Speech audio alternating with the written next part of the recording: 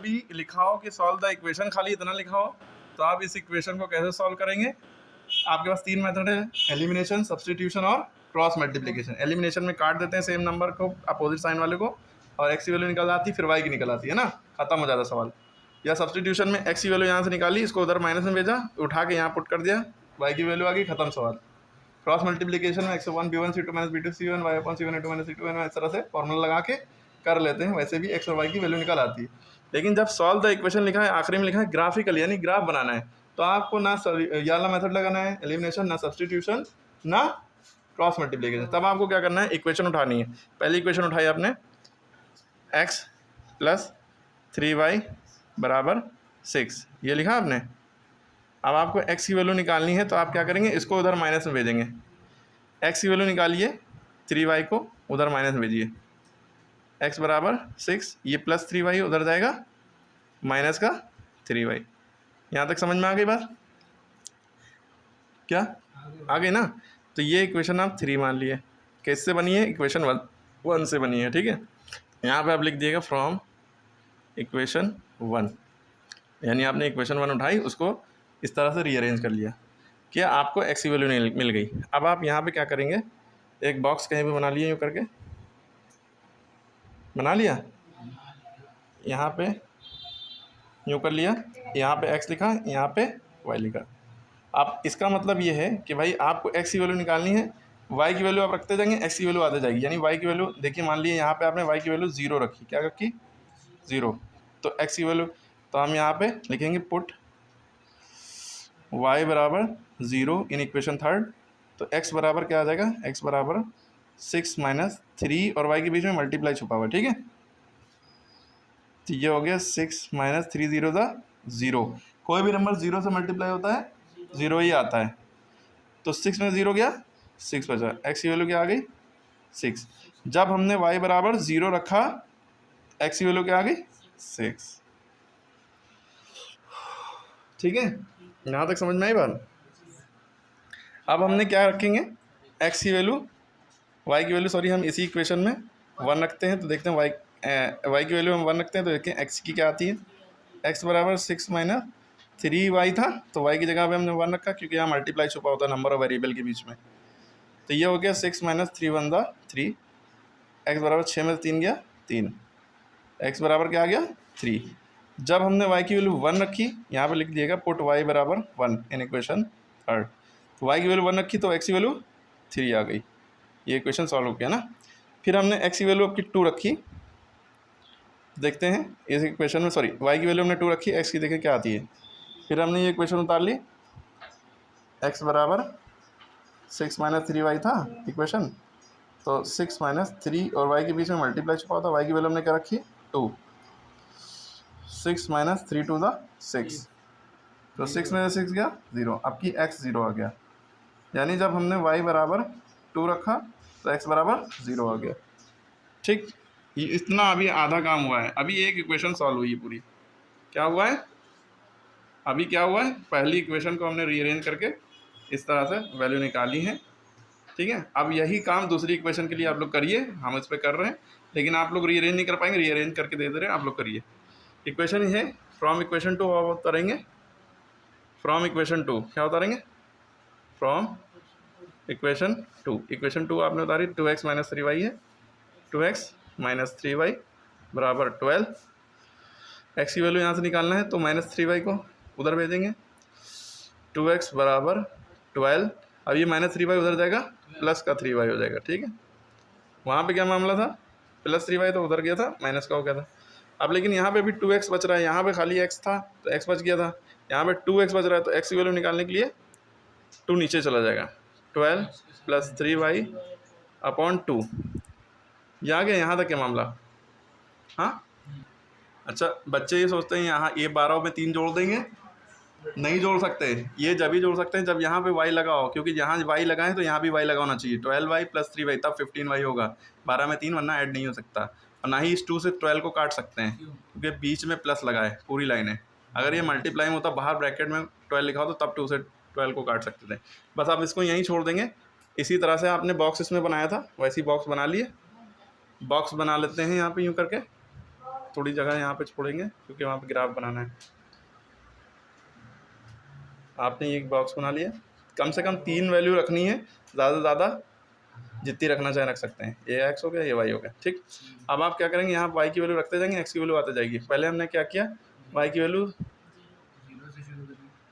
0 से नहीं शुरू करेंगे, करना चाहे कर सकते हैं 0 से, पॉइंट में आंसर आ जाएगा क्योंकि हमें देख के लग रहा है 12 3 15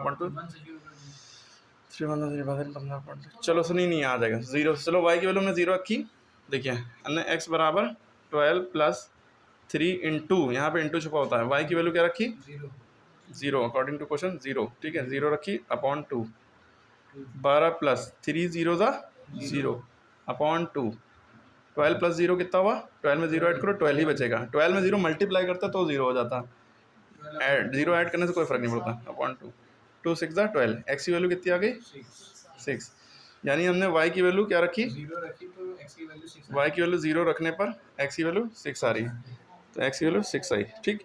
इसी तरह से आप वैल्यू रख के करती रहिए, 1 2 3 वैल्यू रख के सॉल्व करिए, फिर हमें बताइए कितना आ रहा है।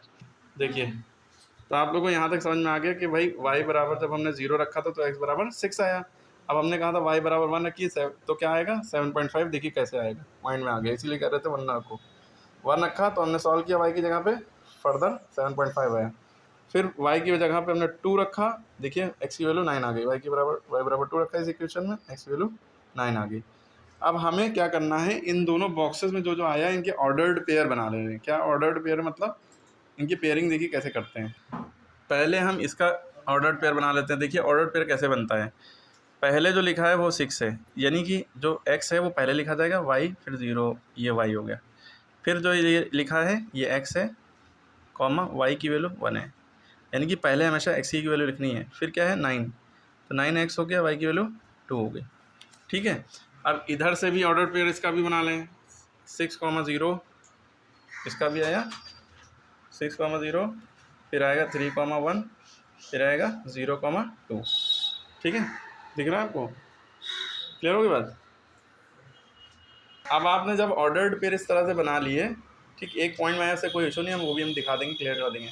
उसके बाद क्योंकि आपसे क्वेश्चन कहा गया था कि आपको ग्राफिकली सॉल्व करना है, कैसे सॉल्व करना है ग्राफिकली, तो आप ग्राफ कैसे बनाते हैं, एक प्लस का निशान बनाइए बड़ा सा, ठीक है, एक सीधी लाइन यूँ नीचे जाएगी, बीच से इसको कट करती हुई एक लाइन ऐसे जाएगी, इसे कहते हैं एक्स, ये ओरिजिन है 0 है, और ये एक्स डैश, ऊपर वाला वाई होता है और नीचे वाला वाई डैश, कॉमे को डैश कहते हैं, ऊपर जो कॉमा लगता है, ठीक। यहाँ तक समझ में आ गया। अरे देख आपने ये बता लिया, तो इधर x हो गया, इधर x डैश, यानी कि 0 से छोटी जितने के नंबर होंगे वो माइनस में इधर लिखे जाएंगे, ठीक है। कोई भी नंबर आपका माइनस में नहीं है, सब प्लस में है, तो आपको ज़रूरी नहीं इधर वाला बनाना, लेकिन बना लिए ज़्यादा बेटर है। देखिए 0 1 सेंटीमीटर नाप के यहाँ 1 लिखिएगा, फिर ये 2 लिखिएगा, फिर ये 3 लिखिएगा, फिर ये 4, फिर ये 5, ऐसे लिखते चले जाइएगा, ठीक है, 6 7 जितना बड़ा हो जाए।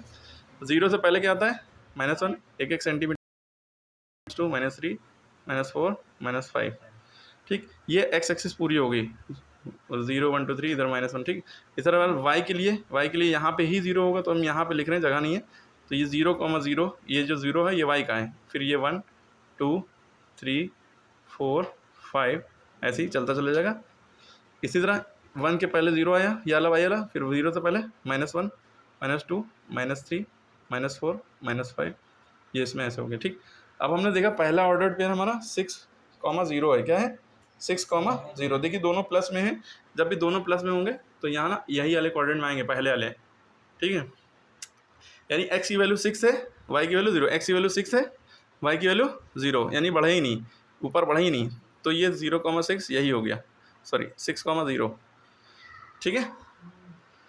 फिर x की वैल्यू 7.5 है, y की वैल्यू 1 है, x की वैल्यू 7.5 यानी कि 6 के बाद यहाँ पे आएगा 7 और फिर ये 8, ये 7 हो गया, ये 8 हो गया, 7.5 यानी बीच में इन दोनों के, तो ये x की वैल्यू 7.5 है और y की वैल्यू कितनी है 1, यानी y में कितना बढ़ा है यहाँ 1, तो ये दोनों पॉइंट यहाँ पे ये पॉइंट है, ठीक है, तो यहाँ पे आएगा 7.5, 1।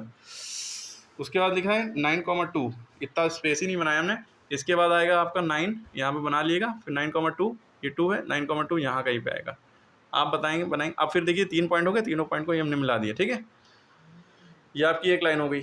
इसी तरह हमने नीचे वाला ऑर्डर्ड पेयर लिया, 6,0 इसमें भी x जो है 6,0 यानी कि यही पॉइंट आ रहा है, x 6 है, 0 y 0 है। दूसरा पॉइंट इसका आ रहा है 3,1 यानी x 3 है, y 1 है। इसकी हमने प्रॉपर वीडियो बना रखी है अलग क्वाड्रेंट वाली। x 3 है, y 1 है, यानी कि 3 और 1 ये कहाँ पे है, ये 1 का ये आया, 3 का ये, यानी कि ये आया 3,1, ठीक है। उसके बाद x 0 है, y 2 है, x बढ़ा ही नहीं, y 2 हो गया, यानी ये x 0 है, y 2 है, ये 0,2 हो गया, यानी कि x में बढ़ा ही नहीं, इधर बढ़ा ही नहीं, y में 2 है, y वाली एक्सिस पे ये है। तो आप देखिए ये 3 पॉइंट कहाँ गया, कौन सा था, ये पॉइंट था 6 वाला और 6, सॉरी, हाँ ये, ठीक है, सीधी लाइन खींच गई। तो ये आपका सॉल्व हो गया बेटा, इसको फिर से ध्यान देखिएगा। और अगर ये अगर आपको आता है क्वाड्रेंट वाला तो आप इसको फिर से करिएगा। सबसे पहले हमने जो पहली इक्वेशन थी उसमें से x की या y की वैल्यू कोई भी आप निकाल के रखिए, बॉक्स बनाइए और वैल्यू पुटअप करते जाइए, कर लिए। इसी तरह दूसरी इक्वेशन उतारी, उसमें x या y की वैल्यू निकाल के आप करते जाइए। इस तरह से बॉक्स निकाल के बना के आपने x और y की वैल्यू निकाल ली, क्वाड्रेंट बनाया, x और y माइनस में आएंगी वैल्यू तो इधर जाएगा ग्राफ थोड़ा सा, ठीक है। फिलहाल ऐसे हो गया।